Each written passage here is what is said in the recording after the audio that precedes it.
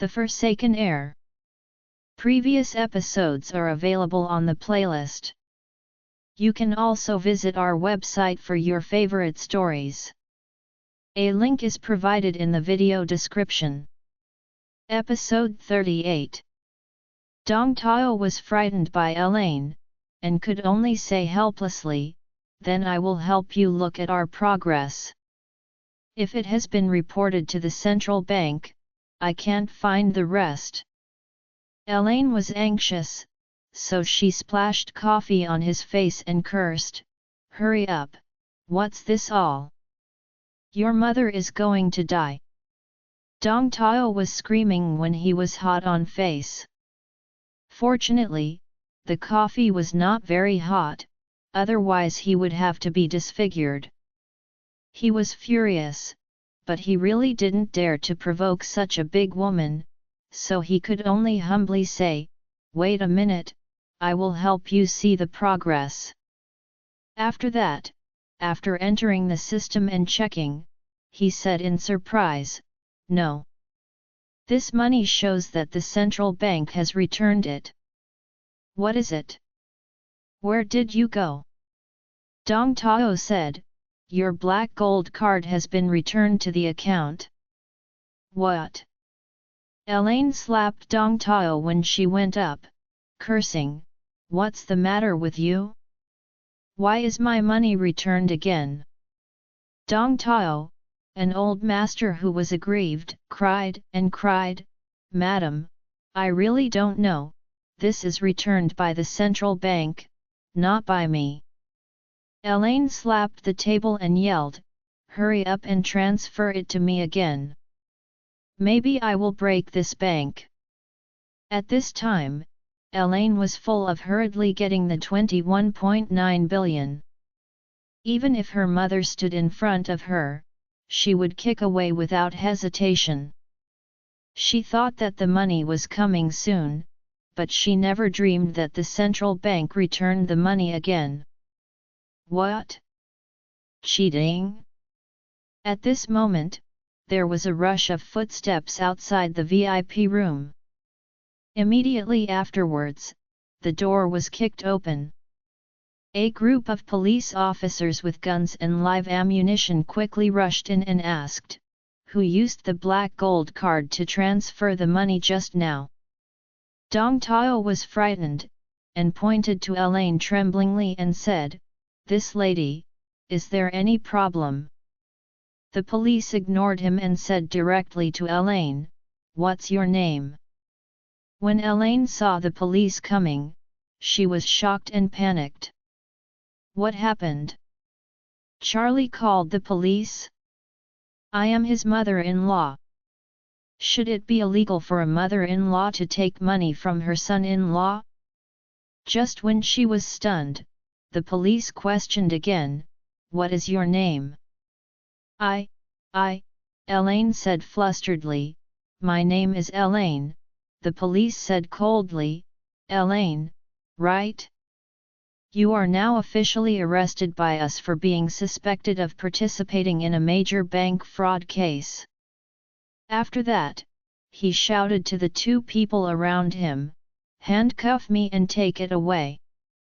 When Elaine heard this, her face paled in fright, and she blurted out, "Police officer, misunderstanding, I just came to transfer the account, the card is not mine, and I have not defrauded the bank." Officer said coldly, "Let's say these things when you arrive in the interrogation room. As servants of the people, we will not wrong any good person, but we will never let any bad person go."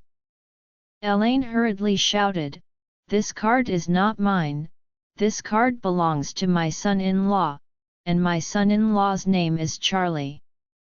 Are you misunderstanding?" Officer said coldly, "I'm telling you, this card was forged by an overseas high-tech criminal group. It was specially used to defraud banks of huge amounts of money.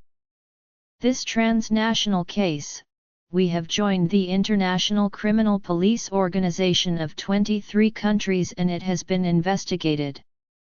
It's been 2 years, and now it's finally time for you, the fox, to show the feet. Now that the evidence is there, you still dare to quibble. Elaine suddenly collapsed. That card is forged? He just said it. Charlie, this stinky silk, how could he have 21.9 billion, so much money? It turned out to be a lie. The point is, listening to the police, this card seems to be involved in a major transnational case. Joint tracing by Interpol in 23 countries? This battle is too big, right? If they really think she did it, they can't shoot her? Thinking of this, Elaine knelt on the ground with a puff, and tremblingly cried, "Comrades, you really wronged me. I'm an ordinary law-abiding citizen. This card was given to me by my son-in-law. The son-in-law is idle all day long and is cheated everywhere. You must catch him and give me my innocence." After she finished speaking, she hurriedly said, "This Charlie is now in Thompson Villa A05. Go and take him away. It's better to sentence him to life imprisonment. I don't like to see this again in my life." The leading policeman snorted coldly, "You are shaking the pot quickly. We don't know Charlie, we only know that you used this card. You used this card to defraud Citibank 219. Fortunately, we discovered it early and intercepted the transfer in time. Otherwise, you would succeed. You will wait to sit in prison this time." Elaine collapsed completely, and she slumped on the ground and cried loudly, "Comrade police, I am really innocent, I am wronged." Just as she was talking, a cup of tea was suddenly poured on Elaine's face. Dong Tao rushed up and kicked Elaine to the ground with a single kick.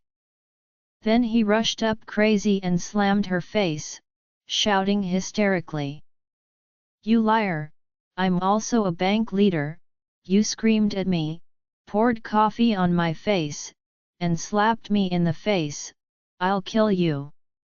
The two young policemen hurriedly pulled Dong Tao away, when Elaine was already bloodied and terrible. The police headed at this time said, "Okay, take the people in the car and go back to the bureau for the trial."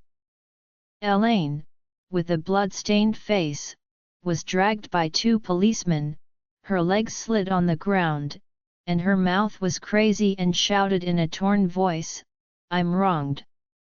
The card is not mine. The card is Charlie's. What are you doing with me? Why don't you catch him?" The people in the whole bank lobby were staring at this scene dumbfounded. Elaine couldn't care about the embarrassment. The Wow Wow Rusher shouted, "Help! I was wronged. You must testify for me." Everyone froze. Testify? What proof do they know her? At this time, the policeman leading the team said coldly, "I tell you, even if you have a skyrocket, it's useless. When you arrive at the police station, there is a longer interrogation waiting for you. I advise you to keep your strength." The blood-stained Elaine was like a Rakshasa, desperately breaking free from the restraint of the police and the handcuffs, and shouted, "Let me make a call. I want to call my daughter. Let my daughter bring the liar over to accept the crime. Turn yourself himself in, then you will know that I am innocent." The policeman took the phone out of her pocket directly and said coldly, "You are the main suspect in a major transnational criminal case. During our interrogation and handling of the case, you have no right to contact anyone." After that, he turned off Elaine's cell phone and shouted to the two policemen who were dragging her, "Hurry up and get her in the car, hurry up. The two of them moved directly to the left and right, lifted Elaine, carried her out of the bank lobby, and stuffed it into the back seat of the police car. Immediately, a group of police cars roared to the police station. Oris Hill Police Station. As soon as Elaine arrived, she was directly taken to the crime team for interrogation. Seeing the words criminal group, Elaine trembled in shock. Being taken all the way to the interrogation room of the police station, Elaine had already panicked and was about to collapse, and the whole body was no longer arrogant, like a that was defeated. In the interrogation room, the incandescent light shone on Elaine's face. Sitting on the opposite side were several police officers from the crime team. One of them said coldly to Elaine, "The criminal suspect, Elaine, you are now the first suspect and the only suspect of an overseas high-tech criminal gang. You must truthfully explain your criminal process, otherwise, what is waiting for you will be is a just trial." At this moment, Elaine immediately started crying, "Comrade, you caught the wrong person, Charlie is the suspect, no, he is a criminal, I am a good citizen who abides by the law, the card I stole it from his pocket, not me." The police officer frowned and said, "You said it was your son-in-law, will we believe it? It's stuck on you, and you took it to the bank to withdraw money. You are the biggest suspect." Another police officer beside him sneered and said, "I see this, Elaine, because the situation has been revealed, do you want to pull son-in-law to top the bag?"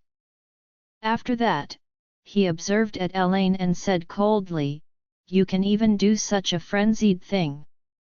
It's too inhuman, right?" Elaine shouted, "Wronged, what I said is true. My son-in-law Charlie is really a liar. He is best at scams and abductions, and he is definitely a criminal."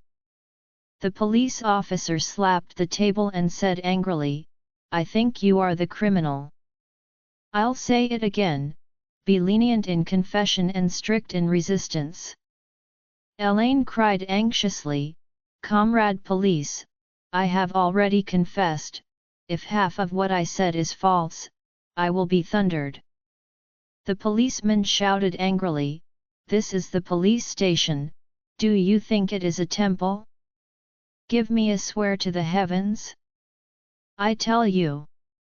Hurry up and explain your upper family, next family, and accomplices, and link your organization's crime chain. Let me explain everything clearly. Now the International Criminal Police of 23 other countries require you to be taken back to the country for investigation. If you resist to the end, we will hand you over to the US police and let them take you to the US for interrogation. Let me tell you that the American police are very violent in law enforcement. They often use torture to extract confessions. Say it all for your own blessings." Elaine wailed in fright, "Police officer, I was really wronged. How can I go to my next home? I stole a bank card from my son-in-law, and then I was arrested here, please. Don't hand me over to the American police." The police officer stood up and said to others, "The criminal Elaine has a rampant attitude. She refuses to explain the crimes of forging bank cards and transnational fraud. First, put her in the detention center and wait for further investigation." Elaine was frightened and cried, and went straight to the ground, and started to splash, "If I don't go to the detention center, you can't wrong the good people. If you wrong me, I will die with you." The police officer looked at Elaine, who was lying on the ground and reluctant to get up, and said coldly, "Put her up for me and close the detention center directly." "Yes. The others immediately set up Elaine like a dead pig, and it was useless for Elaine to cry for father and mother, and sent directly to the Oris Hill City Detention Center. There are 3 detention centers in Oris Hill, which specialize in administrative and criminal detention, as well as prisoners who have not yet been tried or have a short sentence. After the trial, prisoners with longer sentences are directly transferred to prison to serve their sentences. The 3 detention centers in Oris Hill perform their duties. One is dedicated to detaining male suspects, one is dedicated to detaining female suspects, and the other is dedicated to detaining juvenile detainees. After the 4 members of the Wilson family were arrested in the afternoon, they were sent to 2 detention centers. The old Mrs. Wilson and Wendy went to the women's detention center, while Noah and Harold went to the men's detention center. When she first entered the cell, Mrs. Wilson was still very uncomfortable. After being locked in, she sat on a simple bed, thinking about her experience during this time. During this period of time, it was the greatest catastrophe for Mrs. Wilson and the Wilson family. Mrs. Wilson's life's hard work and coffins were all sealed by the court, and her son refused to let her live in the Thompson villa, and called her to the police. Grasping the prison, these things made her think more and more angrily. Sitting cross-legged on the cot, thinking of the painful place, she slapped the bed in despair, crying loudly, "What a sin I have done! My family is bankrupt, my son doesn't support me, and my daughter-in-law has sent me to the detention center, this goddamn unfilial son! This is to make me die in the detention center." Wendy sat aside, also angry and sad, and cried and said, "Grandma, second uncle never used to be like this. He used to obey you and never dared to resist. Why is he so cruel now?" Old Mrs. Wilson coldly snorted, and said angrily, "It's not Elaine's vixen who suffered 1,000 swords. This vixen has been uneasy since she got married to our Wilson family. If it weren't for her to stop him this time, second uncle, I guess I agreed to let us live in." With that said, the Lady Wilson felt sad again, wiped a cloud of tears, and cried, "I'm really too fateful. When I go there and meet the old master, if he knows I was forced by my daughter-in-law dead, don't know how much he feels sorry for me." The grandfather and grandson were in the prison cell, mourning in their hearts and crying. Because the Lady Wilson is too old, the inmates in the same cell rarely see anyone who is still in the detention center at such an age, so they came to inquire curiously. Among them was a tall and strong middle-aged woman who had been squatting in this cell for 3 months. She was the boss of this cell. She walked up to her and asked, "Lady Wilson, is your daughter-in-law so bad? Put you in the detention center? What is going on? Yeah, what's the matter? Tell us about it." When someone asked questions, other prisoners in the cell also gathered in front of Mrs. Wilson. They were originally a group of old ladies who love gossip, and their favorite gossip is the short stories of the parents, so they all hurriedly came to the front, pricked their ears, and waited to hear the following. At this time, Mrs. Wilson had nowhere to vent the evil fire that was holding her stomach. Hearing so many people coming to inquire, she cried and cried, "I tell you, my life is really bitter. My daughter-in-law is simply not human. She and her shameless rubbish son-in-law constantly framed us, made us a big family in Oris Hill with a big face, step by step pushing us to bankruptcy, let us owe a debt, even our house was taken away by the court." The fat woman said coldly, "Why is there such a bad person? Old Mrs. Wilson flushed suddenly, and said angrily, "They are so bad, they are so bad. My grandchildren and I were driven out by the court to be homeless, but their family bought a Thompson first-class villa, worth more than 1 billion. Our family has nowhere to go, but their family of 4 sleeps in more than a dozen bedrooms. I thought they were my own sons and daughters-in-law. No matter what, they wouldn't see me living on the street. So I went to run to them. Who knows, they not only beat me, scolded me, kicked me, but also called the police, saying that I broke into the homes and provoked troubles, and let the police arrest us all." As soon as the fat woman heard this, she clenched her fists and said angrily, "I, Gina Jones, hate who disrespects the elderly the most in my life. If it weren't for my brother-in-law, my mother-in-law, my mother could not commit suicide by drinking pesticide.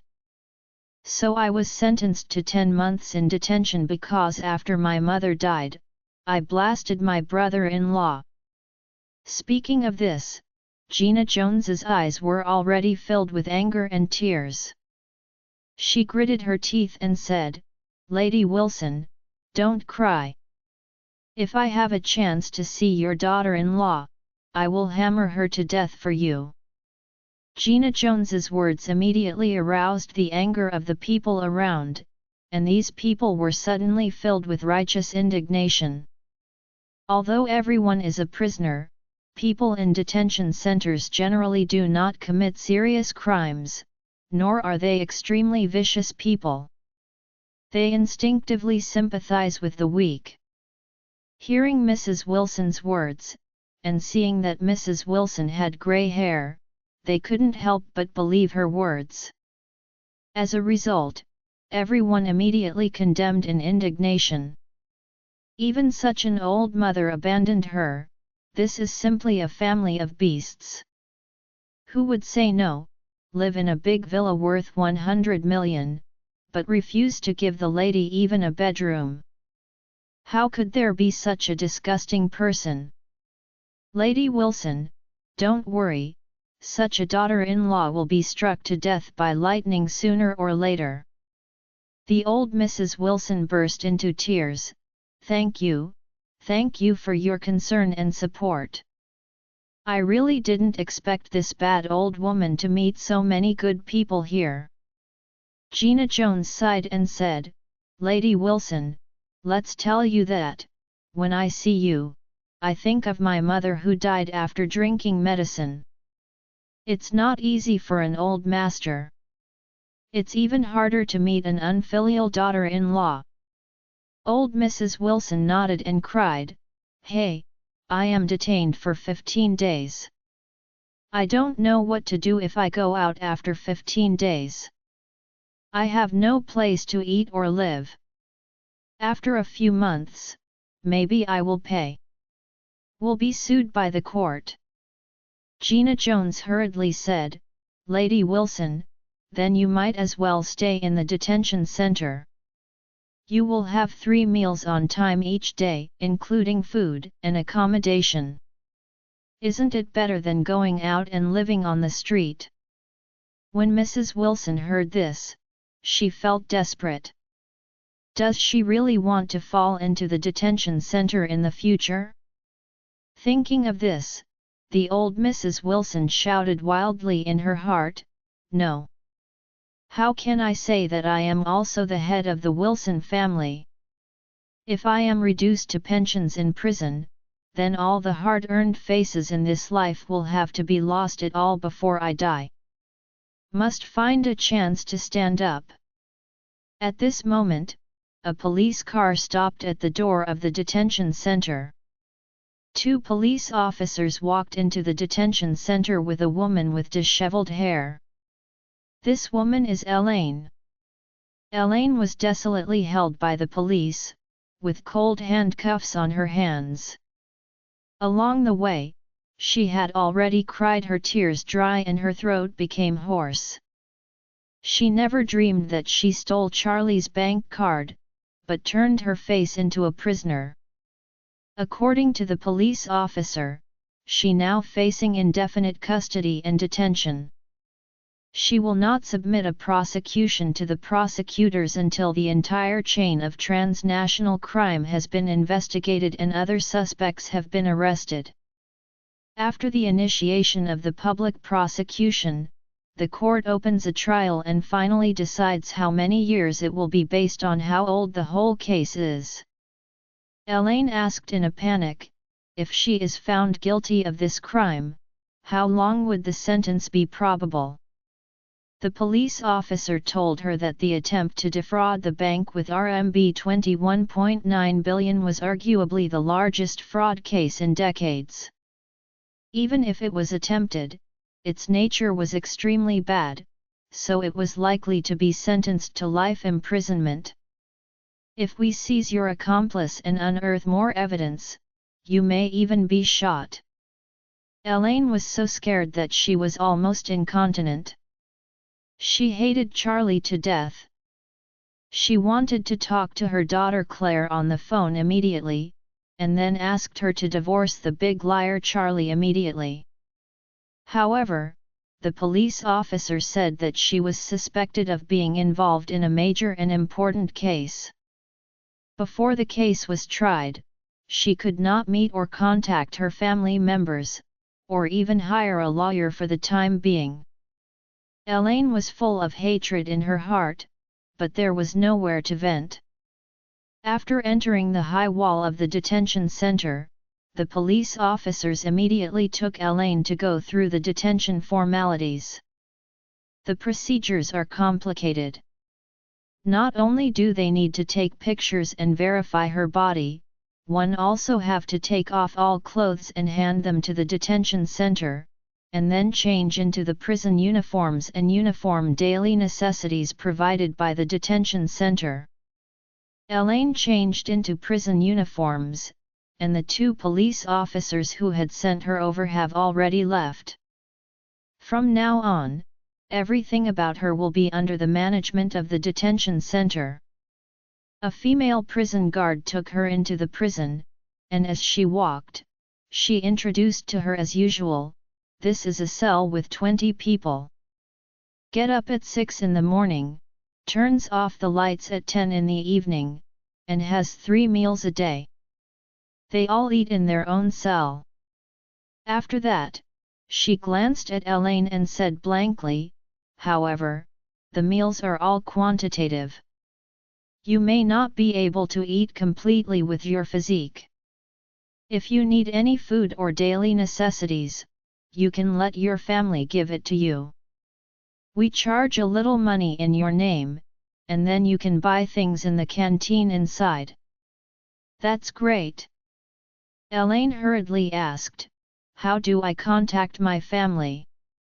At this time, the female prison guard remembered that when the police officer sent Elaine over, she explained her affairs, so she said with a cold face, "I almost forgot, you are a suspect in a major criminal case and cannot contact the outside world for the time being.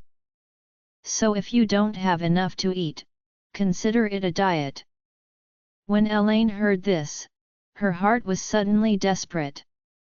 Suddenly she thought at this moment that the old Mrs. Wilson and Wendy seemed to have been put in the detention center too. Would she not run into them?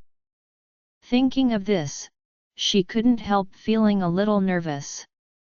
But soon the tension disappeared.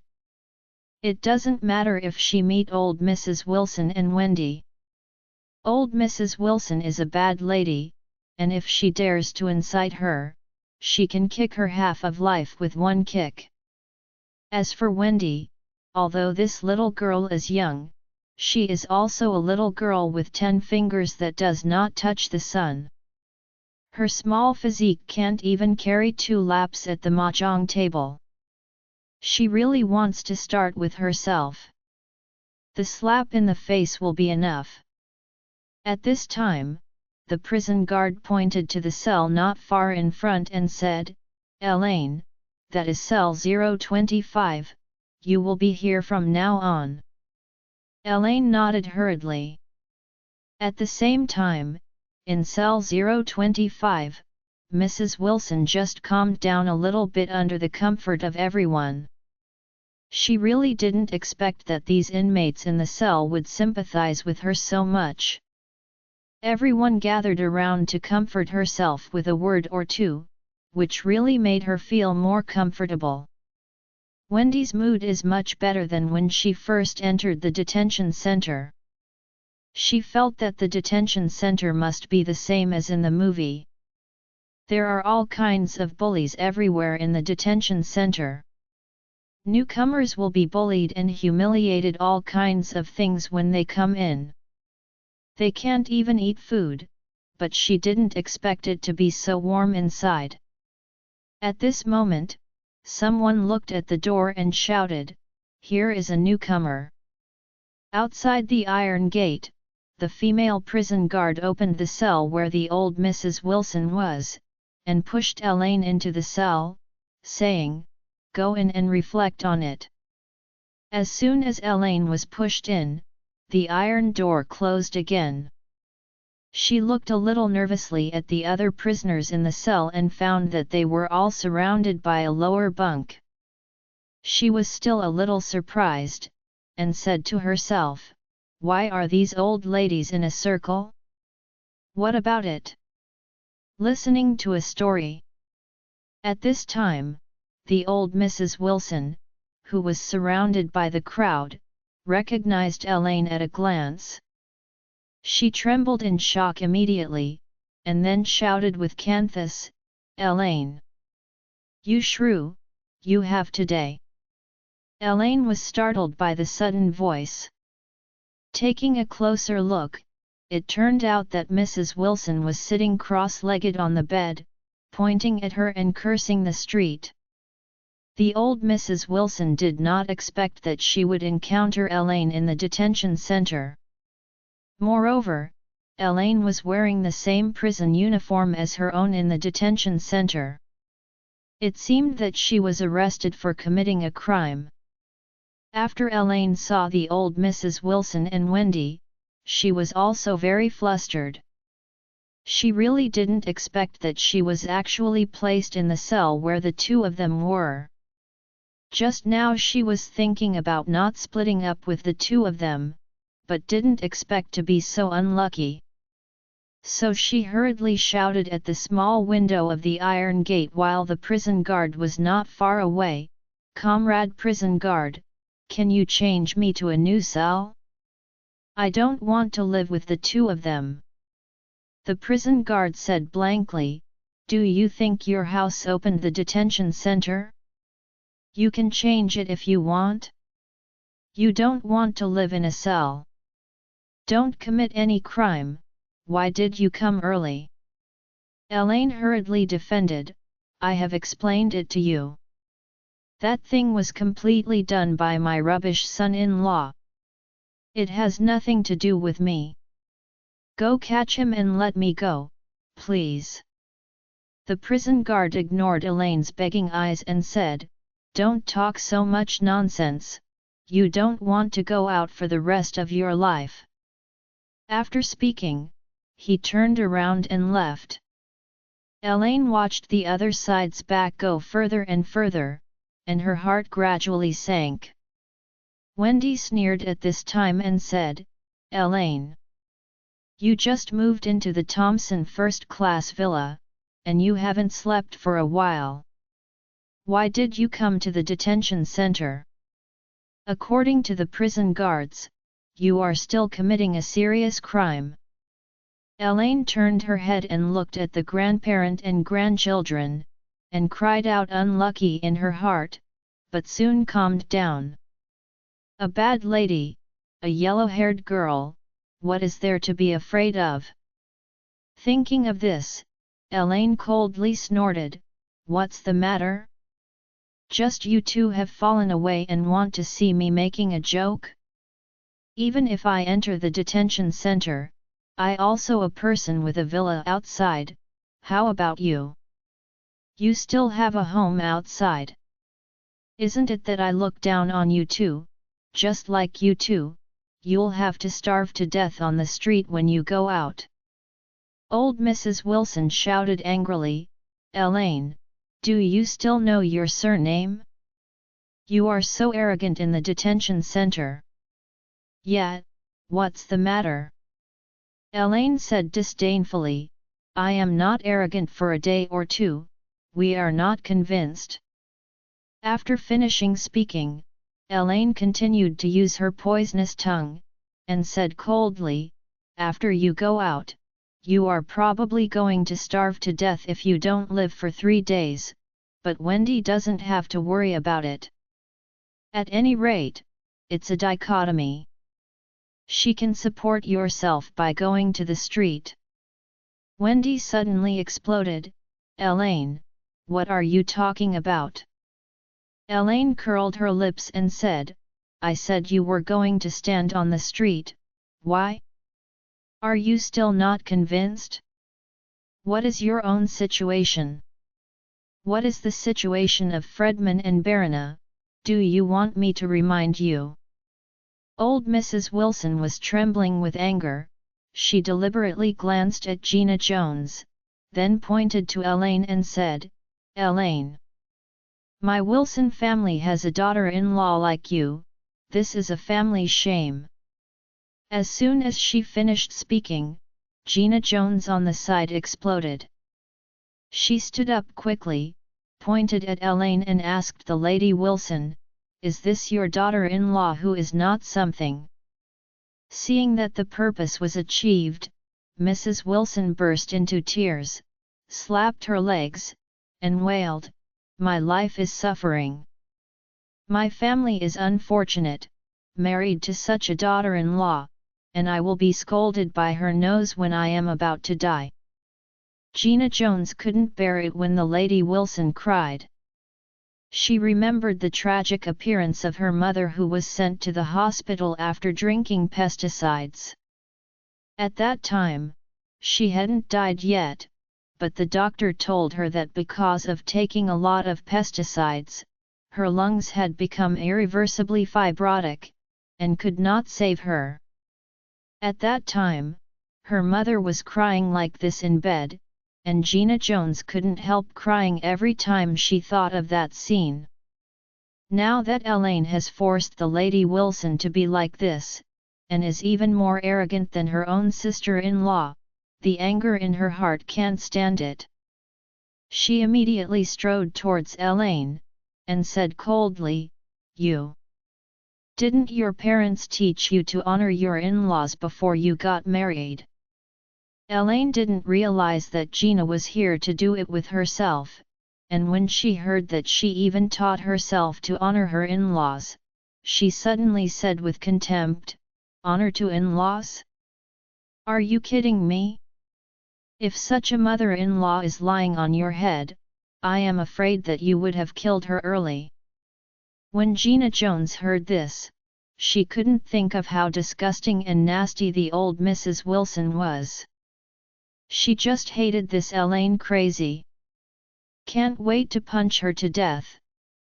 So she rushed to Elaine, and hit her nose with a punch. Elaine yelled and was smashed by a punch and sat on the ground. Gina Jones, the big 5 3 thick, rode directly on her stomach, pulling her hair desperately with one hand, and slapped her with all her strength with the other hand, and cursed, "I will kill you, are not filial to your mother-in-law. I will kill you." Elaine yelled when she was beaten, and blurted out, "Who are you? Why are you hitting me? I asked you to mess with me." Gina Jones cursed her while smoking her, "You shameless dog, you abuse your mother-in-law and everyone is punishable. You are doing the way for heaven today." Seeing Elaine being beaten, Mrs. Wilson was so excited that she blurted out, "Quick! Help me over!" After speaking, she shivered and was about to stand up. Wendy and another woman hurriedly helped her up and took her to Elaine. Old Mrs. Wilson was full of excitement and viciousness. She came to Elaine and cursed excitedly, "You, look at me today." After speaking, she immediately reached out and left a few blood marks on Elaine's face. Elaine cried out in pain, and blurted out, "Help! Help, prison guard! Murder!" The prison guard had already gone far by this time. Gina Jones smashed her hair out a lot, grabbed a hand again, and squeezed it between her fingers. While squeezing her face, she sneered and said, "Prison guard, the patrol is over, and it won't come again within an hour. Look at how I can kill your unfilial dog." Wendy was also waiting to vent her stomach, so she lifted her foot and kicked Elaine, cursing, "Aren't you great? You live in a villa of the first class of Thompson, aren't you awesome? You know, then. It was my former fiancé's villa. Why did you live in and let me fall into the street? I will kick you to death." Elaine has indeed been beaten several times, but she has never been beaten so badly. Because each has her own hatred, these three people are simply fighting to death, leaving no affection at all. And soon other inmates joined in and attacked Elaine. Elaine was quickly beaten and there was no good place on her body, so she could only wail in despair, "I beg you to stop beating, I am going to die." Gina Jones slapped her in the face, "It's okay if she can talk. She can't die for a while, just keep hitting." When Elaine encountered a blast in the detention center, Charlie received a call from Isaac. As soon as Isaac came up online, he said, "Mr. Wade, Elaine has been put in the detention center, and I have arranged her in a cell with the Lady Wilson of the Wilson family and that Wendy according to your wishes." Charlie asked, "Have you said hello to the prison guard?" Isaac said, "I have asked my subordinates to say hello to the person in charge of the detention center. No one will care about what torture Elaine suffers inside." "Okay." Charlie said coldly, "Let her suffer more in it." Isaac hurriedly asked, "Mr. Wade, do you want me to arrange a few people to go in and do her directly? If this is the case, she won't be able to provoke you again."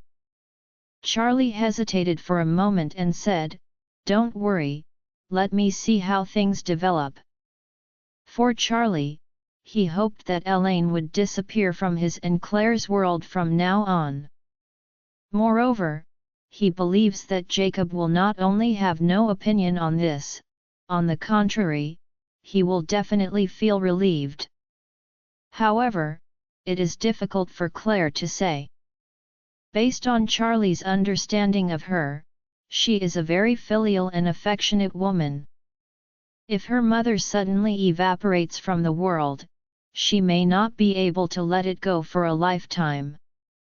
Therefore, Charlie was going to observe Claire's reaction first.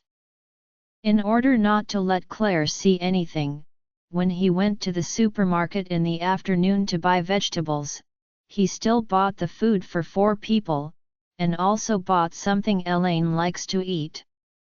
However, Elaine had no chance to taste it.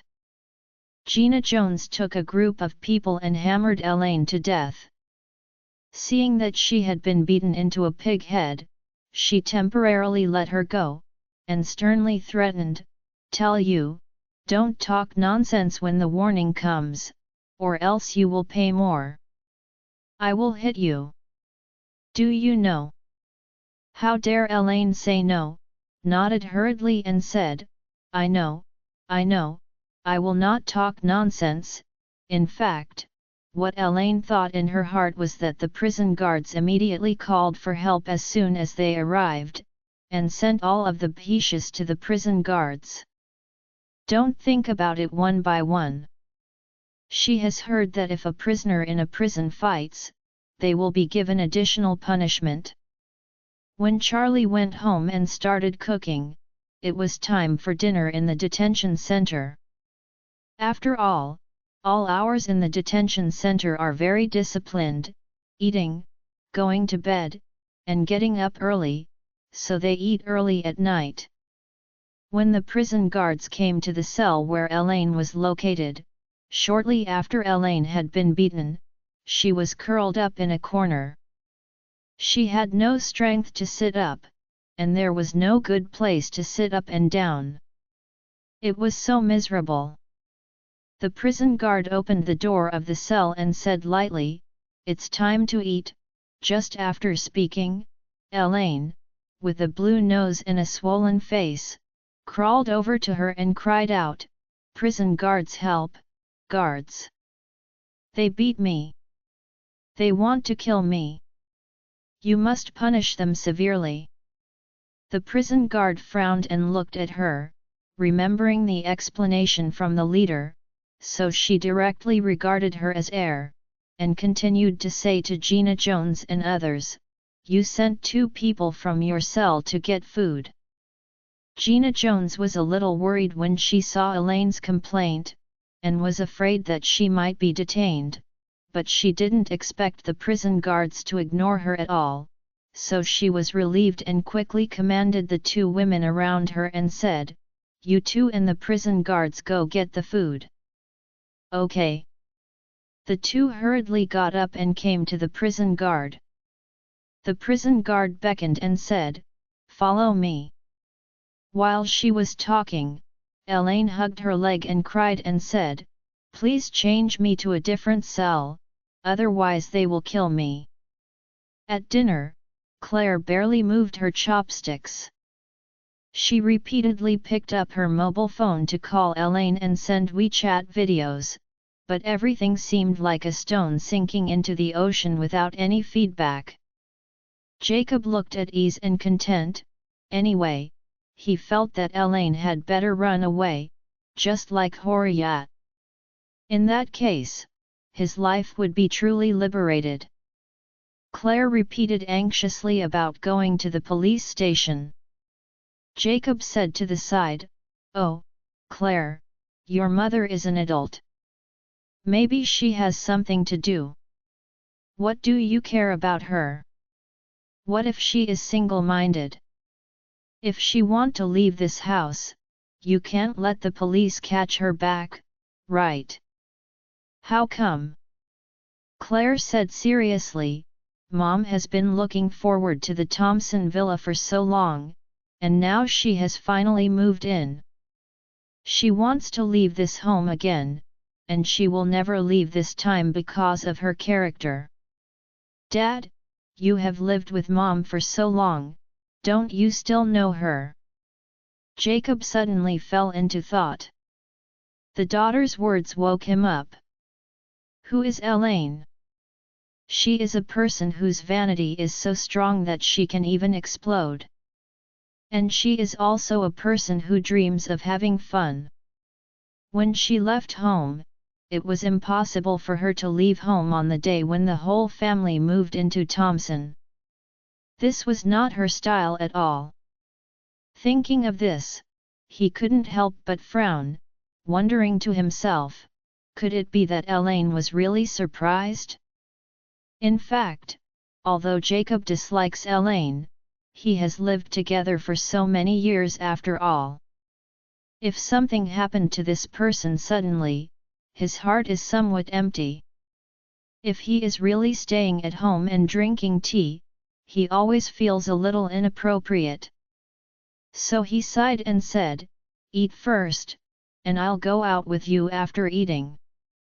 Seeing that her father's attitude had eased, Claire felt a little more comfortable, and said hurriedly, "Dad, why don't we wait? Let's split up. I'll call the police, and you can find the mahjong hall Mother often goes to." Jacob said, "Okay, I'll find it." Charlie said, "Wife, let me go to the police with you." Claire hurriedly said, "This simple, one person is enough, you should go everywhere with Dad." "Okay." Charlie nodded, but he was a little worried about Claire, so he said to Elsa, "Elsa, you can stay with Claire." Elsa hurriedly said, "No problem, I will be with Claire." After a few bites of food hastily, the four of them were divided into two vehicles and left Thompson. Claire drove Elsa to the police station, and Charlie drove Jacob to the mahjong hall. However, before getting on, Charlie sent Isak a special WeChat message with the content, "My wife is going to call the police. You should say hello to the police station. Don't disclose any news about my mother-in-law." Isak quickly replied, "Young master, don't worry, I have already called him. Young lady will never find any information about her." "That's good." Charlie relaxed a lot. Driving the car, Jacob drove out. As soon as he left the house, Charlie asked Jacob, "Dad, where shall we find her?" Jacob sighed, "I don't know where she likes to play mahjong. Just drive around and see if there is a mahjong hall. If you see it, go in and look for it." Charlie smiled secretly in his heart. It seemed that Jacob was also dealing with errands and acted to show Claire. They searched for a few mahjong halls, but didn't find Elaine's shadow. Jacob was not in a hurry. Anyway, his main idea was to come out and behave. By the way, he would feel more at ease. As for Elaine's specific comfort and whereabouts, he didn't care too much. After searching for a while and not finding anyone, Jacob said, "Charlie, should we go back, or find a place to eat some skewers? I was always nervous at first for dinner, which made me not full." Charlie smiled and said, "Okay, Dad, I know a roadside barbecue stall, which tastes very good." Jacob patted his thigh, "Let's go, let's try the roasted waste. By the way, let me drink 2 more bottles of beer." Charlie said hurriedly, "I'm driving, Dad, I can't drink." Jacob waved his hand, "Hey, I'll just call you a rider. It's not easy for father and I want to have a drink. Your mother usually cares not, chatting in my ears all day long, and I'm so annoyed. Now she happens to be away, shouldn't your father and you have a drink?" Charlie shrugged and said with a smile, "Since you have said so, drink it."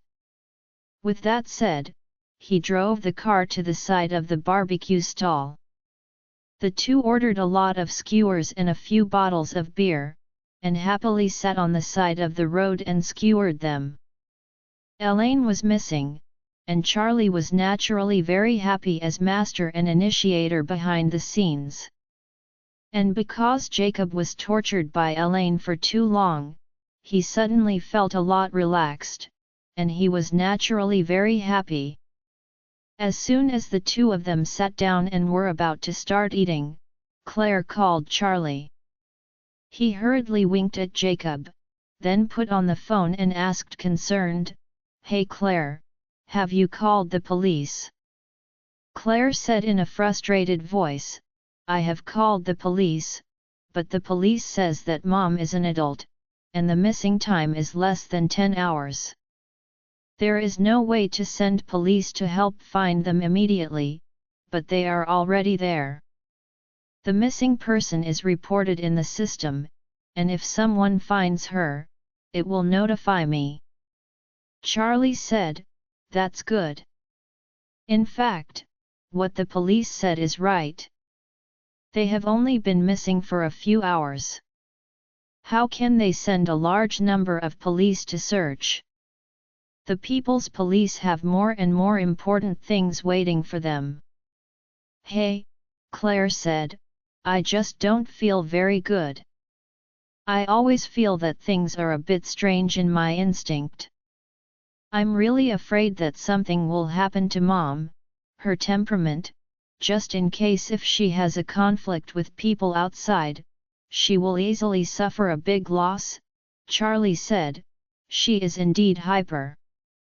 Claire really knew Elaine's temperament. Thinking of this, he couldn't help sighing inwardly. Ever since he married Claire and entered the family of Wilson clan, he has been healed over the past 3 years that Claire is an extremely rare good girl. It is not just how beautiful and attractive she is on the outside, but more importantly, the kindness of her nature is really amazing. Especially in this kind of family environment, the entire Wilson family, from Elaine to the Lady Wilson, to Noah's family, did not have a good nature at all. Jacob is barely good, but he is also cowardly and timid. In such a family, Claire was able to possess gold-like qualities, which Charlie had always appreciated very much. He also began to ponder about Elaine.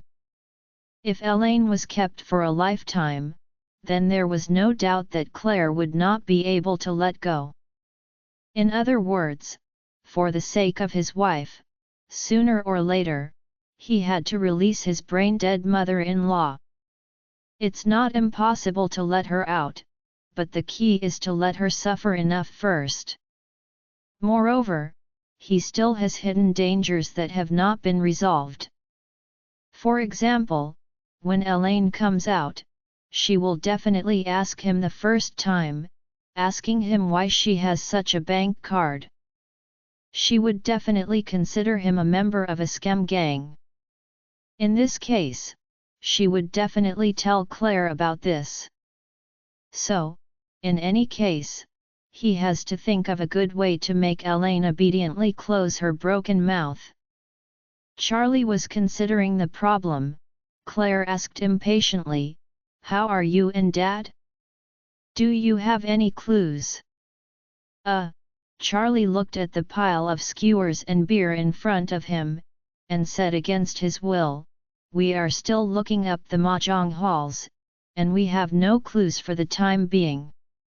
Claire sighed and said, "Then you continue to search for her, and Elsa and I will continue to look for her as well." "Yeah," Charlie said hurriedly, "don't worry, Dad and I will work hard to find." "Okay," Claire said, "then I'll hang up and communicate if there is anything in time." "No problem." Charlie hung up the phone, and Jacob was already appetizing. He drank a glass of beer, poured another glass for Charlie, and said while eating the skewers, "Good son-in-law, no one is going to bother us today. Let's have a good drink, come, let's go first." Charlie was funny in his heart. Elaine was not there, and the old master was relieved. He nodded and said, "You should drink less. Drinking too much is not good for your health." Jacob laughed and said, "People are refreshed at happy events.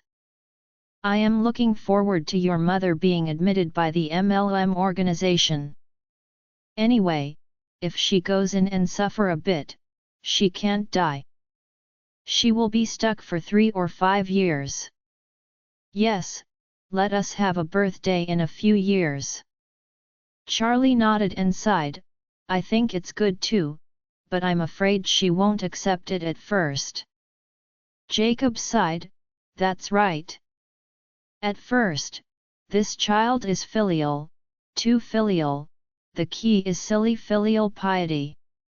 Is it your mother's kind of person? Is she worthy of such filial piety?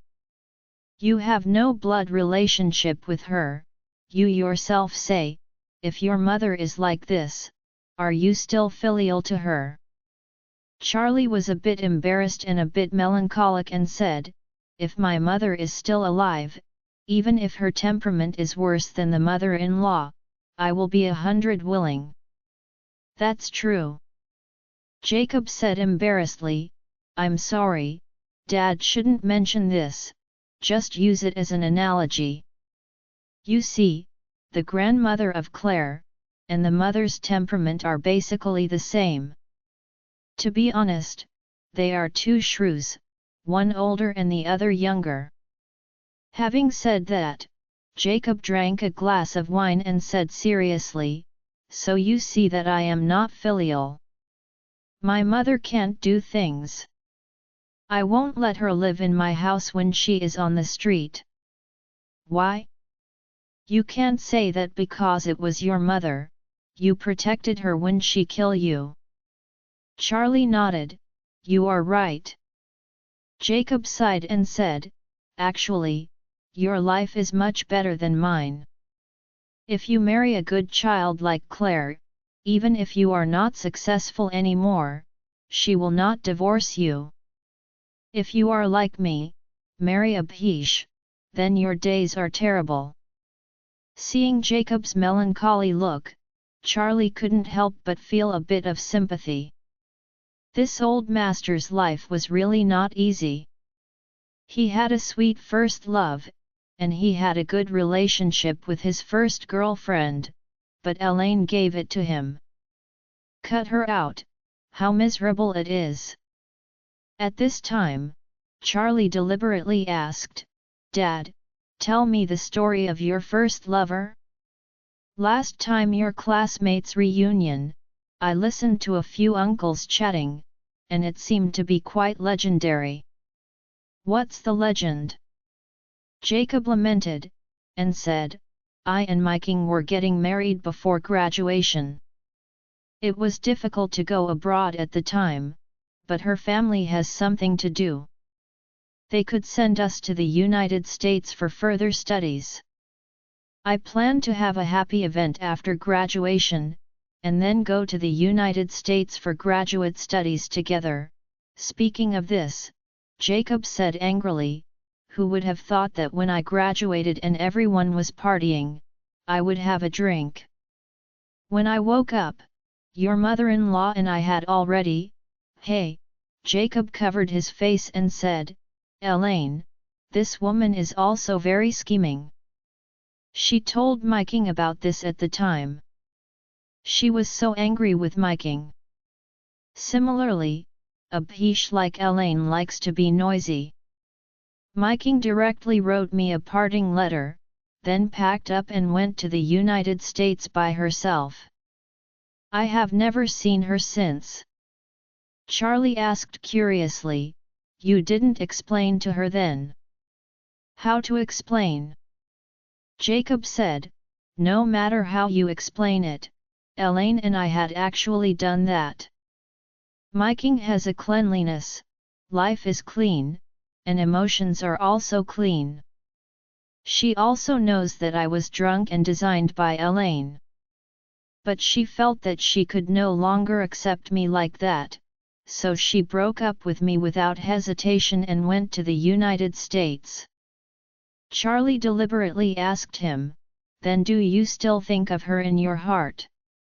Jacob also opened the chatterbox, and said with emotion, "I think, how can I not, she is the first woman in my life, and the only woman I have ever loved, otherwise I would not change the phone password to her birthday."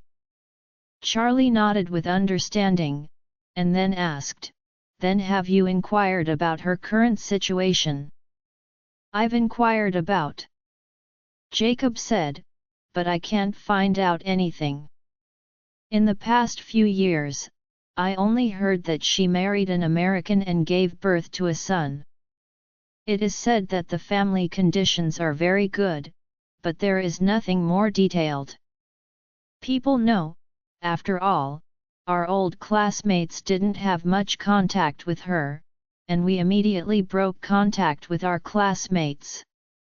Charlie nodded lightly, and thought to himself, "If my king knew that Jacob had become like this now, I guess she wouldn't feel the same way back then."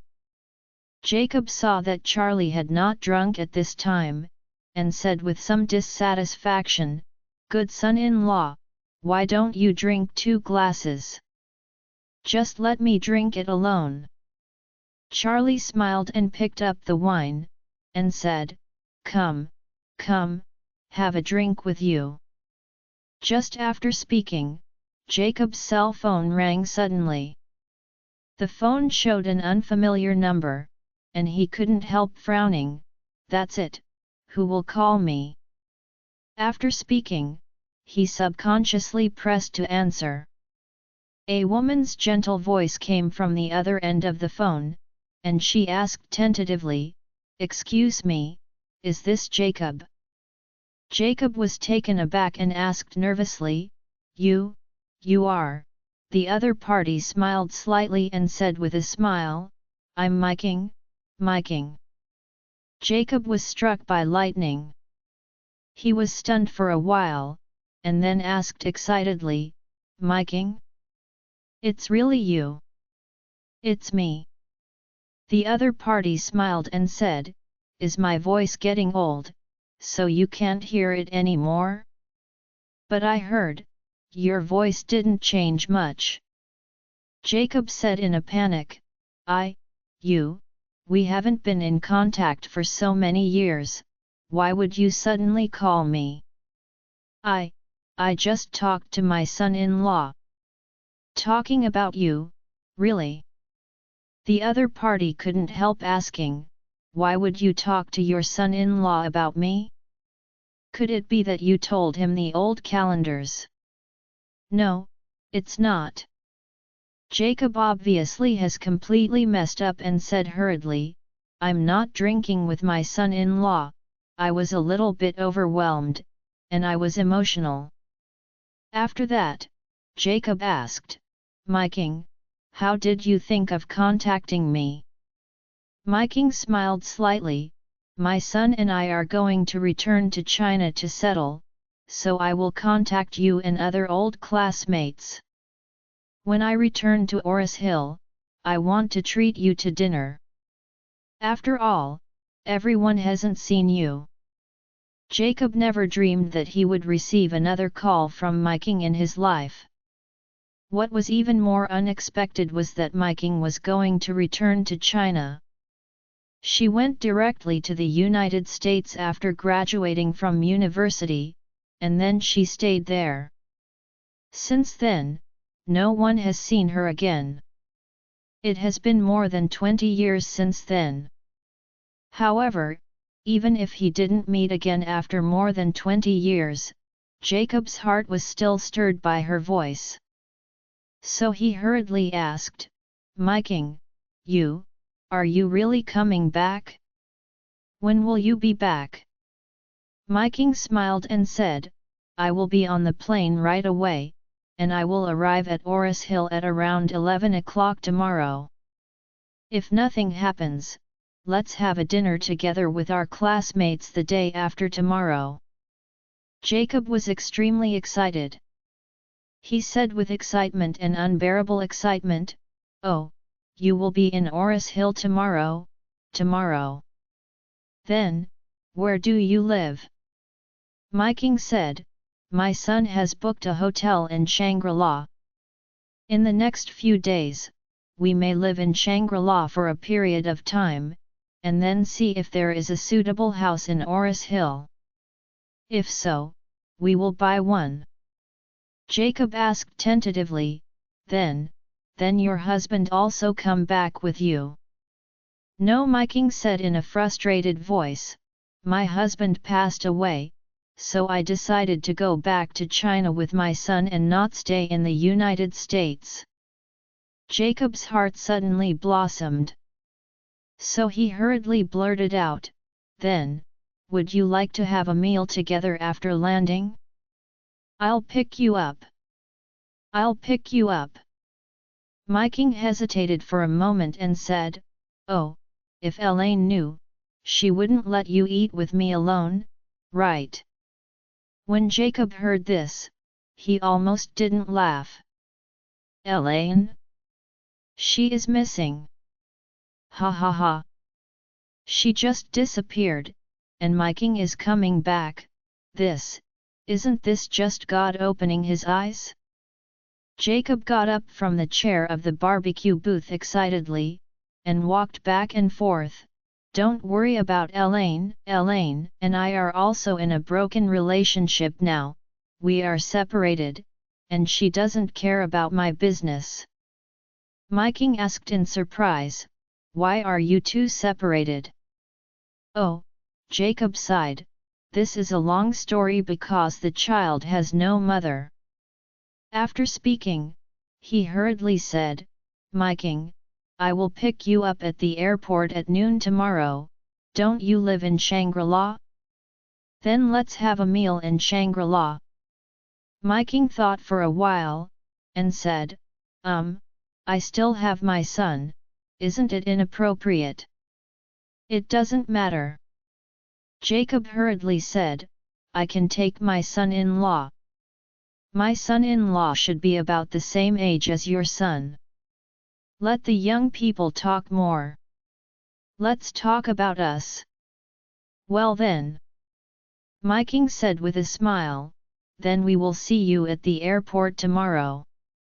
I haven't seen you in more than 20 years. Don't forget to write a sign, otherwise I'm afraid we won't recognize each other. Jacob said excitedly, okay, okay. I will write a sign tomorrow. Miking said, Jacob, then I won't talk to you, I will board the plane right away, fly for more than 12 hours, and arrive at Oris Hill at 10 noon tomorrow. Good. Jacob said with a smirk, see you at the airport tomorrow.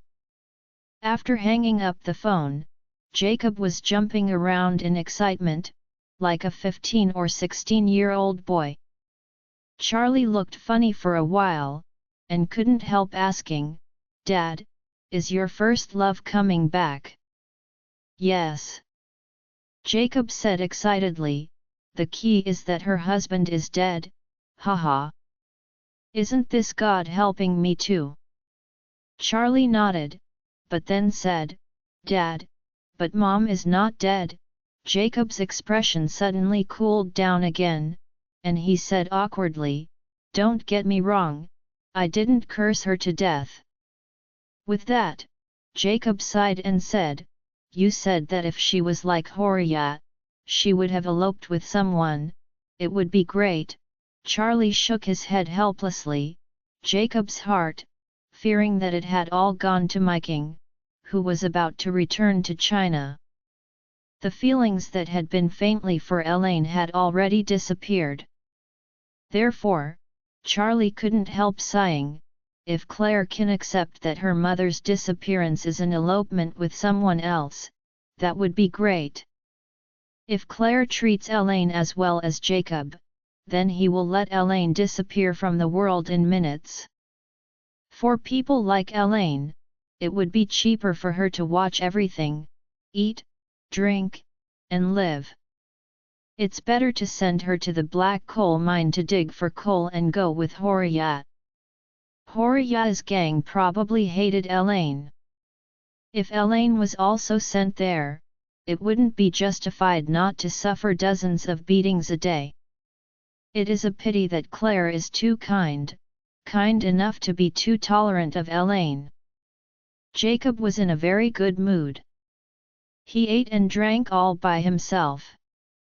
He was so happy. He kept pulling Charlie to accompany him to drink, but Charlie always picked up the wine glass and poured the wine while he was not paying attention. After all, it was tonight, the first time he went to bed. He still hoped that he could complete the marriage with Claire. Wouldn't it be too disappointing to drink alcohol? Jacob ate and drank enough. It was already more than 10 o'clock in the night. Claire called Charlie to ask about the situation. Charlie had to say, we haven't found her. I guess Mother didn't come out to play mahjong. Where could she be? Claire said in an anxious voice, I also found some of Mother's former friends, but I haven't found any clues. Charlie said, why don't you just stop looking around like the headless flies tonight? Let's go home and wait. Since the police have reported missing, I believe they will help pay attention. What do you think? Hey, Claire sighed and said, that can only be the case. Elsa and I are going back now, and you and Dad will go back too. Okay. Charlie answered, then hung up the phone and said to Jacob, Dad, let's go. Jacob patted his thigh and said with a smile, Come. Let's go home and take a bath and sleep. You will accompany me to the airport tomorrow morning. Charlie asked in surprise, I want to go. Of course. Jacob said, Miking is still taking her son. We are reminiscing about the past. Isn't her son just an electric light bulb? Then you will talk to him more, nonsense, and create something private for me and Miking. Chance to chat. Okay. Charlie nodded and agreed, then I will go with you tomorrow. Oh, right.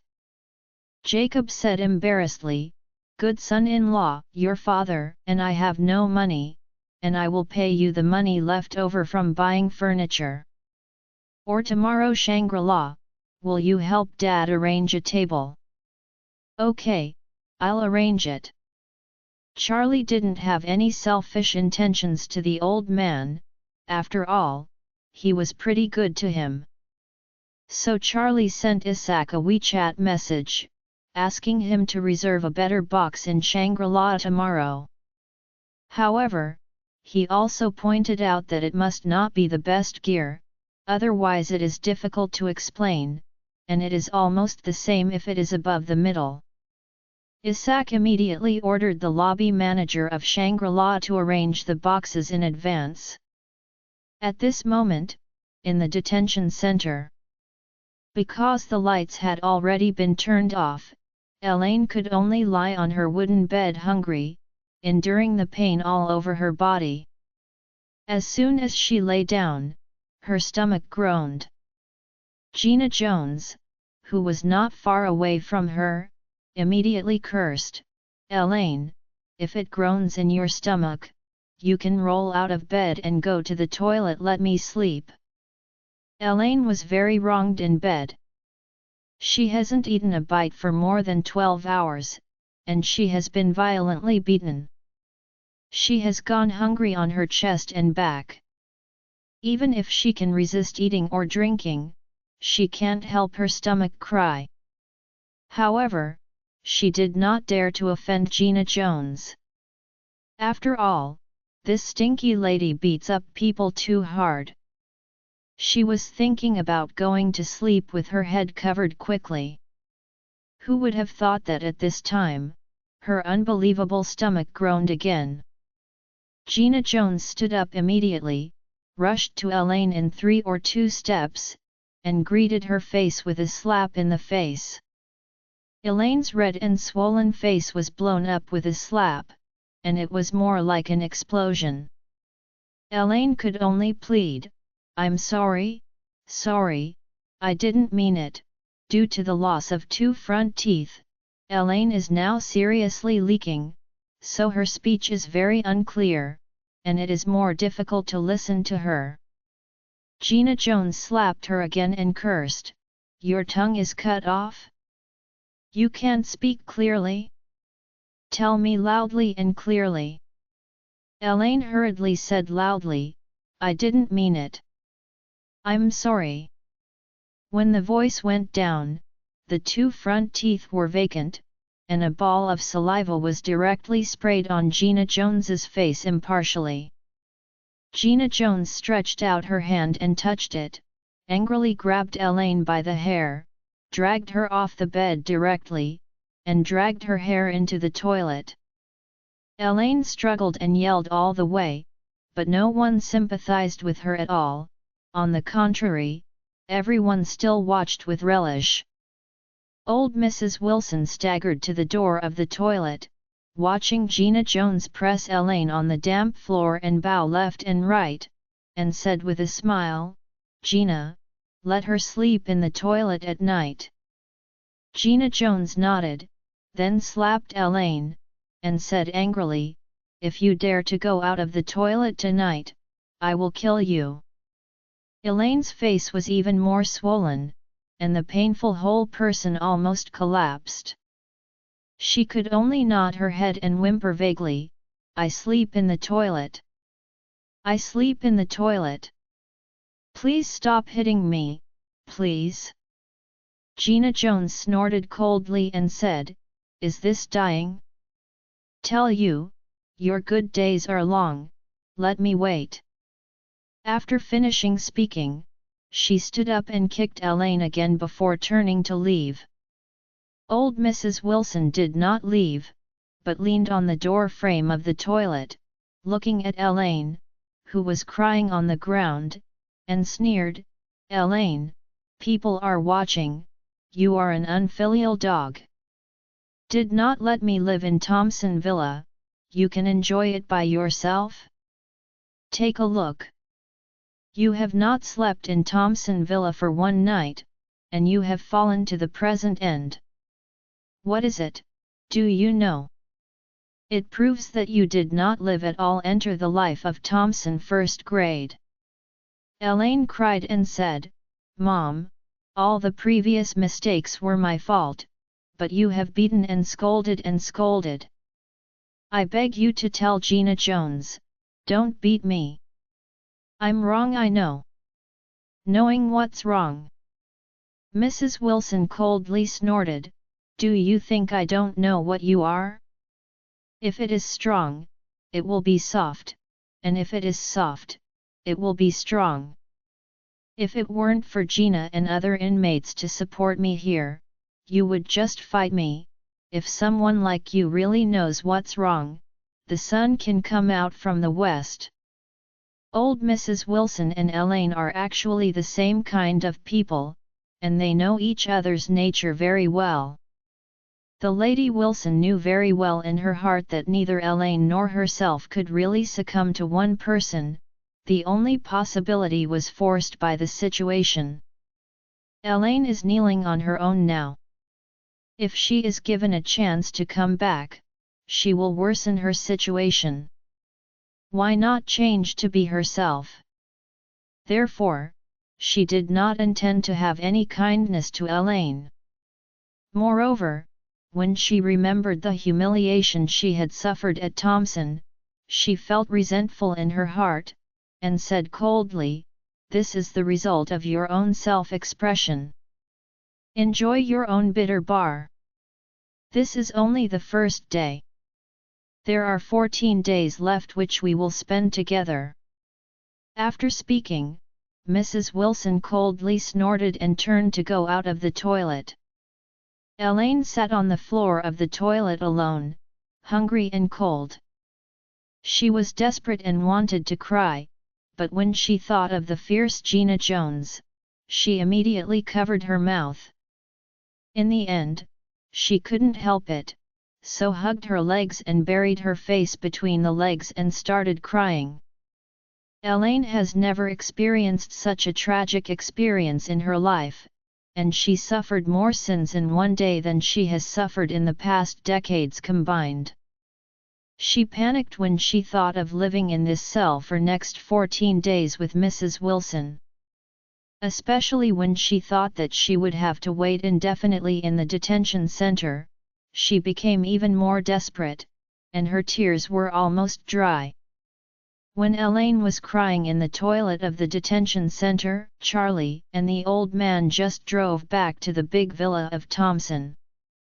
Jacob was humming and singing tunes with excitement along the way, and the joy on his face was beyond words. Claire and Elsa had already returned before them. Charlie and Jacob stepped into the door and saw Claire rushing around in the living room. Seeing them coming in, Claire hurriedly asked, "Dad, Charlie, how many mahjong halls have you been to?" Jacob said with a guilty conscience, "I don't know any more. Anyway, there are many. We went all the way and looked for them. Whenever we saw the mahjong hall and the chess room, we went in and asked. Claire asked, "Is there no result?" "No," Jacob waved his hand and said, "Oh, Claire, your mother is such a big person, nothing will happen, at most she will be cheated by the MLM organization." "Worry? How can I not worry?" Claire said with red eyes. "What if she encounters an accident?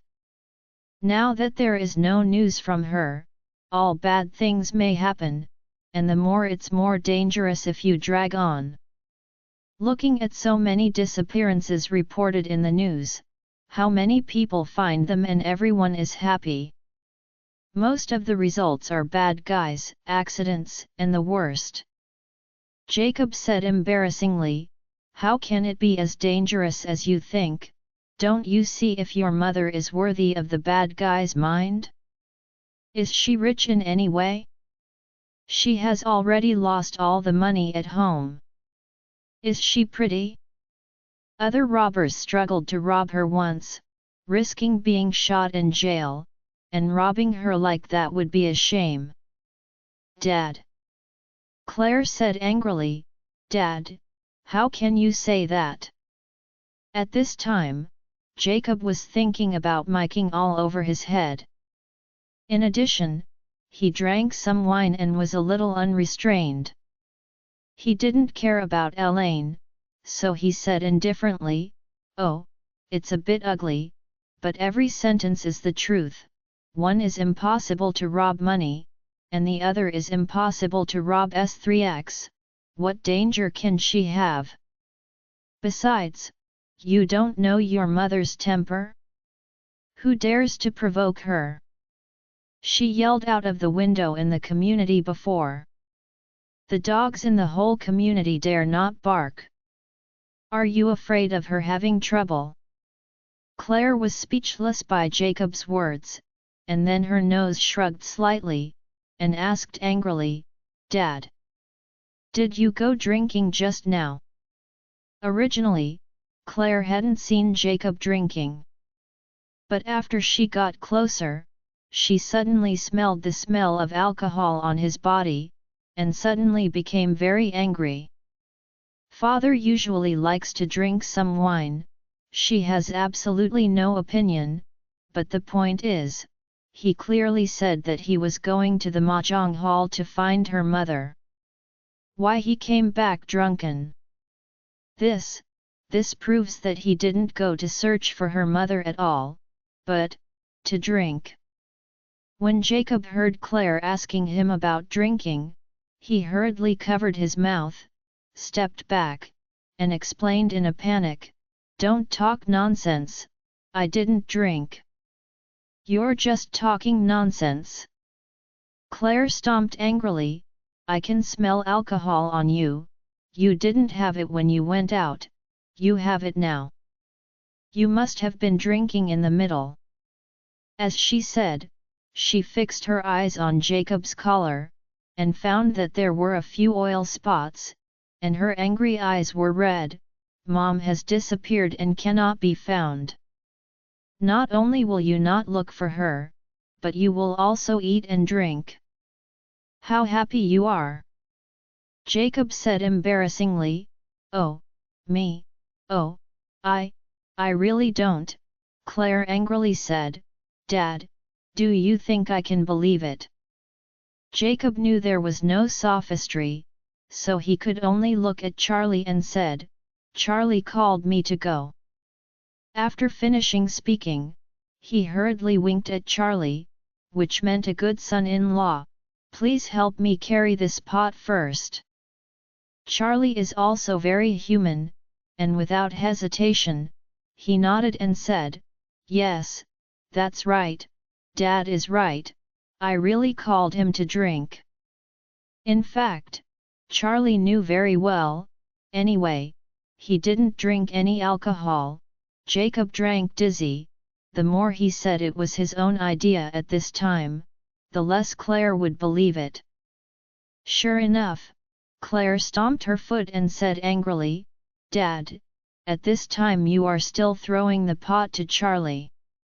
Can't you be a little manly?" Jacob said with a gloomy expression, "I'm telling the truth. If you don't believe me, I can't help it." After finishing speaking, he quickly said, "Oh, I'm really old, and I feel sleepy and uncomfortable after 10 o'clock. I will go back to my room and rest first." Claire wanted to stop him, but he ran away without looking back. In desperation, Claire looked at Charlie again, and said, "You too, I called you to ask you, and you said you were looking for a mahjong hall, but actually took my dad to eat and drink." Charlie coughed and said, "He said he was hungry and uncomfortable. I can't drag the old master hungry and run with me all over the street. In case of hypoglycemia and fainting, he might be vulnerable to danger. Then you can't lie to me. Tell me the truth, couldn't you tell me that you two are eating?" Charlie didn't know how to answer at once, and felt that this matter was indeed not handled properly. The key is that Jacob could not be seen by Claire. If he knew this was the case, he really wouldn't go to the barbecue. So he could only apologize sincerely, "I'm sorry, my wife, I owe this matter to me. Dad said at the time that I didn't tell you, so I couldn't tell you on the phone." Charlie was not guilty at all when he said this. Anyway, the pot is tossed back and forth. Since the old man is not here, it is natural to throw the pot to him. Claire also believed Charlie's words, thinking that it must be Dad's idea, and Charlie was forced to be by his side and couldn't tell the truth to her. Although her anger had subsided a bit, she still felt very wronged in her heart, so she sighed weakly, and said with some emotional breakdown, "Charlie, my mother is missing now, my dad doesn't care, neither will you. How would you let me find her by myself? If something happens to her, how will you let me live the rest of my life? I might not forgive myself until I die." Charlie hurriedly comforted and said, "Don't think too much about it, Mom will definitely not have an accident." Claire couldn't hear it at all, and waved her hand, "Forget it, I don't want to talk about this problem anymore, I will go back to the room and calm down." After speaking, she stepped up the stairs. Seeing her disappearing at the corner of the stairs, Charlie couldn't help sighing. It seems that Elaine is really hard to deal with. Can't kill, nor let her evaporate from the world, after he has suffered enough, he still has to let her come back. However, it is also very troublesome to let her come back. How can he make her shut up and not talk nonsense? Psychological hints? Not reliable. Because the side effect of psychological cues is that once this person starts to do things according to his own cues, his own consciousness will be lost. Just like Wu Qi, he implied that he had to add a meal every hour. When he added a meal, he was following his own psychological cues. At that time, he had completely forgotten himself and just wanted to eat. The more he eats, the better. However, once he was full and the psychological suggestion ended, he would regain his own consciousness. At that time, he was still himself, Wu Qi. So this is very embarrassing. If he gives Elaine a psychological hint that she can't talk nonsense, then this hint must always work. In that case, Elaine is no longer Elaine, she may be a lunatic, or a lunatic with no self-consciousness at all. So he has to make Elaine willingly shut up, not mentioning anything about his bank card. This technical difficulty is really big enough. After Claire left, in the huge living room, only Charlie and Elsa, who had not spoken, were left.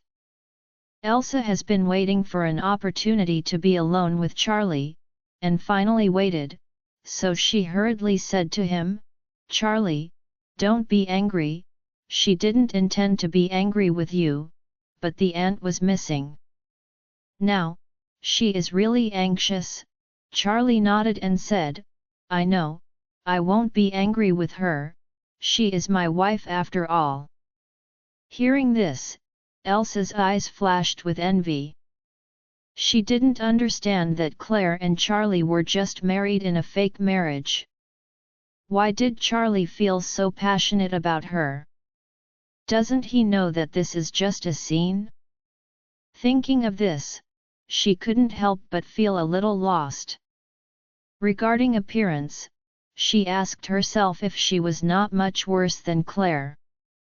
In terms of net worth, she is also a child of the Dong family of Eastcliff, much better than Claire. Moreover, I have expressed my heart to him a long time ago. I really love him and I sincerely hope to be with him. But why does he guard the woman who doesn't love him like this? Thinking of this, she couldn't help but ask Charlie with a grimace, "Charlie, you should know what I want for you, but do you really have no feeling for me?" Charlie couldn't help being a little big-headed when he heard what she said, and said, "Elsa, you are Claire's best friend, and Claire is my wife again, so I'm naturally the same as Claire. As a good friend, there are many good men in this world. You don't need to put your mind on me. I'm already married." Elsa's eyes were red, and her tears came out. She stubbornly wiped away the tears and said, "You are not married at all, but it is just a scene. This scene you have been acting for more than 3 years. It's going to be over. What will you do then? Are you standing alone on the stage and continue to perform?" Charlie looked at her, smiled slightly, and reached out to wipe away the tears for her, but his expression was very firm and said, "Believe me, this scene will never end." Elsa felt the gentleness when Charlie wiped away tears for her, and at the same time, she listened to his firm emotional confession to Claire, and her heart was extremely painful. She said with a hoarse voice, "Charlie, if Claire really loves you, I will never do anything to disturb you, but you know that she is with you because of her promise to her grandfather. You think so your feelings, do you insist on making sense by yourself? Why not let your own life and the beginning of your life be the same?" After that, she couldn't help sobbing and asked him, "In which sense I am inferior to Claire? Tell me, I will try to catch up with her, don't refuse so fast, give me a chance." Charlie stood up and shook his head, "Elsa, sometimes you don't understand the mind of a man. You are kind to me at first, just like you think I am kind to you. Just because of this, enough for me to stay with her. As for whether she loves me or not, I am not in a hurry to figure it out. I still have a long time to understand, explore, and even change bit by bit. Just like you did to me, even if I repeatedly tell you that I am married and have no interest in women other than Claire, don't you still continue to confess to me?" Elsa understood at once. In fact, Charlie treats Claire just like she treats Charlie. With that said, she immediately realized. However, after the realization, she was also uncomfortable. Just as Charlie was unwilling to give up Claire anyway, Elsa was also unwilling to give up Charlie anyway. So she wiped her eyes, looked at Charlie, and said stubbornly, "You don't want to give up Claire, and I am also unwilling to give up on you. Since you can wait for Claire, then I can wait for you too. No matter how long the wait. It doesn't matter, I will wait forever." Charlie sighed, "Well, since you have decided, I will respect your decision." After all, Charlie checked the time and said, "It's getting late, go back to the room and rest." Elsa nodded lightly and said, "You go back first, I want to sit down for a while." Charlie gave a hum and stepped upstairs. After Charlie left, Elsa sat on the sofa with mixed feelings. There were grievances, unwillingness, sadness, and obsession. All kinds of emotions popped up in her mind, making her entangled. Elsa felt that Charlie might be the only man she would fall in love with wholeheartedly in her life. If she didn't get together with him, then she would never meet a man who made her feel so excited. She couldn't help feeling sad when she thought that she might never get the man she loved the most. Is it because she is destined to miss Charlie in this life? No, she doesn't believe it.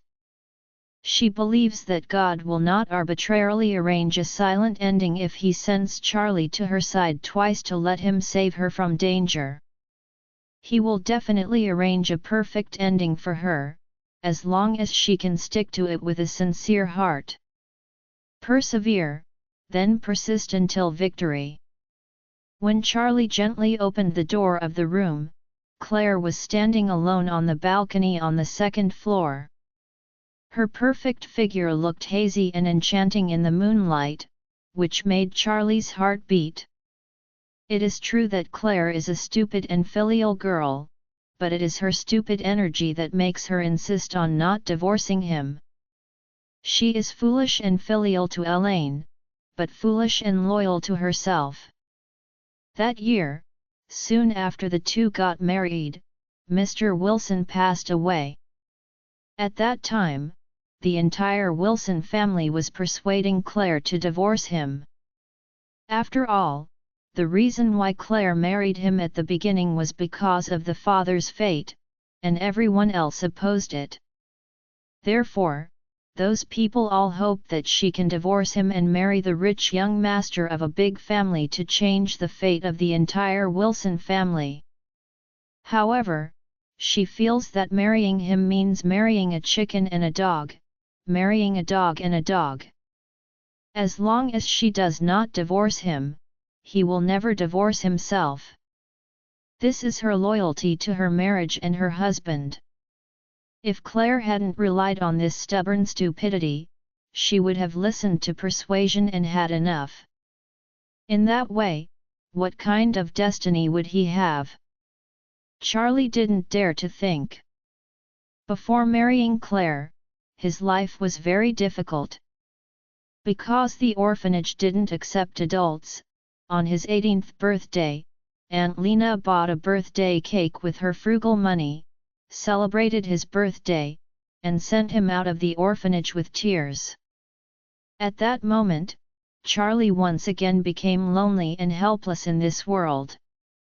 Aunt Lena wanted to help him, she wanted to introduce him to work and provide him with living allowances, but he had no face to ask. He found a construction site alone, and moved bricks, sand, and cement with others at the age of 18. He was not able to rent a house, so he has been living in the prefabricated house on the construction site, eating the cheapest meals, and doing the most tiring, heaviest and dirtiest work. He only kept a small part of the money he earned to live, and the rest was donated to the orphanage. Because the orphanage still had many brothers and sisters who were just as helpless and lonely as himself. They are still young and need more care and love. However, after all, the orphanage had limited funds and can ensure that they are fed and clothed, but it cannot guarantee that they eat well and wear well.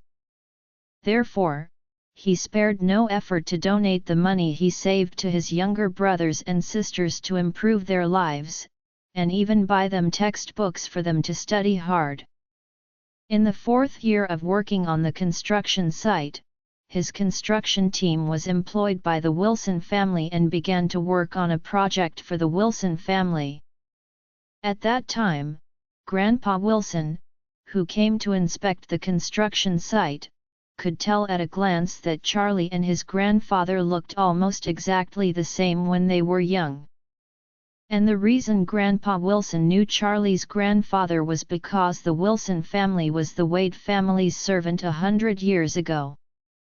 From his grandfather's generation, Elder Wilson fled all the way to East Cliff because of fleeing. When he was about to starve to death, the Wade family took them in. In order to repay their favor, they voluntarily sold themselves to the Wade family and started long-term jobs. At that time, the Wade family was already one of the largest families in East Cliff, and the head of the family was kind and sympathetic to the servants, allowing them to marry, allowing them to have children, so that they could live and work in the Wade family. Elder Wilson's father was born and raised in the Wade family. Later, Elder Wilson's father became an adult, and he voluntarily sold himself to the Wade family and continued to work for them.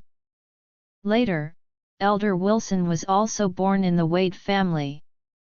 Therefore, when he was a child and a young man, he was raised in the Wade family, and also worked as a servant in the family. The old master of the Wade family was about the same age as the old master Wilson, and the two had grown up together. Of course, there was a huge difference in status, so the old master Wilson knew him, but he didn't know the old master Wilson. After the war, the Wade family also prepared to move out to avoid the war, but couldn't take so many domestic servants, so they gave most of the domestic servants a generous settlement allowance and dismissed them. It was at that time that Elder Wilson returned to his hometown with the Wade family's settlement allowance. Therefore, when he saw Charlie, he firmly believed that he must be a descendant of the Wade family. Therefore, after his repeated questioning, Charlie revealed his life experience. At that time, Grandpa Wilson knelt directly on the ground and knocked 3 heads to Charlie, saying that he was kneeling and thanking the Wade family for their kindness to the Wilson family. Then Mr. Wilson took him back to the Wilson family and insisted on marrying his eldest granddaughter Claire. At that time, the old master Wilson didn't know if Charlie, the young dragon, could even fly into the sky. But he felt that the descendants of the Wade family shouldn't spend their lives on the construction site. As the servants of the Wade family for generations, the Wilson family has the responsibility and obligation to take care of this Charlie who was living away and give him a stable home. Looking back into the past, Charlie was full of emotion. There are only 2 people in the Wilson family who really treated him well. One is Mr. Wilson, who has passed away, and the other is his wife, Claire. Now, Mr. Wilson has also passed away, and the entire Wilson family is really not good to him, and only Claire is left. Seeing Claire standing on the balcony with a sad face at this time, Charlie slowly walked over, came to the balcony, and said to her, "Claire, you don't have to worry too much, Mom will definitely come back safely." Claire realized that he had come in. She glanced back and said annoyedly, "You don't really care about her, so of course you don't think she will have something to do. Even if she has something, you will not really feel sad." Charlie knew that she was still mad at him, so he sighed, walked up to her, and comforted, "My wife, I know you are worried that Mom will suffer and even be in danger outside, but you don't think that her character, if she can suffer a bit, will it be good for her?" Claire said, "I understand what you mean, but the key is that the loss must be within a controllable category. If it rises to personal danger, everything will be uncontrollable. Charlie nodded and said, let's take a good rest first, and we will continue to go out to find tomorrow morning, okay? Claire hesitated for a moment, and nodded slightly. Go to bed first, and I will go to the police station to ask about the progress tomorrow. They said that if there is no one to be found tomorrow, they will send the missing information to the Blue Sky Rescue Team and ask them to help. Yet, Charlie hurriedly coaxed her and said, the Blue Sky Rescue Team can mobilize a strong social force. It shouldn't be a problem to find someone to come out. I hope, Claire said, turning around and walked back to the room. Charlie hurriedly followed behind her, faintly excited. After all, tonight is a great day for him to be promoted, and finally he can sleep with wife in bed. Even if it goes well, he can make up for the unfinished bridal chamber with her. With that in mind, Charlie hurriedly followed into the house and was about to directly hug Claire up and put her on the bed. As a result, he saw that Claire hadn't gone to the bedside, and went directly to the closet to take out a set of bedding, and looked at Wade angrily. She said, "Here, you are still sleeping on the ground tonight." "Ah?" Charlie asked in surprise. "Good wife, didn't you say that I can already be promoted to one level? I have been stuck at this level for more than 3 years, so I should be promoted." Claire was ashamed and angry, and stomped her feet and said, "That was what I said before. Now the situation has changed, so the upgrade will take a bit longer." Charlie asked depressed, "How long is it delayed?" Claire angrily said, "Slow down until Mom comes home." Charlie was taken aback, and his expression immediately slumped. "Elaine, Elaine, you are so lingering." Just thinking about it, Claire was already lying on the bed and said angrily, "You are not allowed to sneak up. Otherwise I will drive you to the bedroom on the first floor." Charlie had no choice but to say angrily, "Okay, my wife, I won't upgrade yet, I'll talk about it when Mom comes back." This night, Charlie was quite depressed. At the same time, he was even more annoyed at Elaine. This mother-in-law, if she hadn't owed her hand to steal his premium card, things wouldn't be what they are now. If she were honest, she would definitely be sleeping in the big bedroom upstairs now, and he and Claire would sleep on the same bed. It seems that this woman still owes repairs. When I look back, I have to say hello to Isaac and send a few people in to teach her a lesson. At least let her learn a lesson, and dare not steal other people's things and steal other people's bank cards to withdraw money from the bank in the future. Join our Facebook and WhatsApp group for more updates, link is given in description. Rest audiobook will be continued in next episode.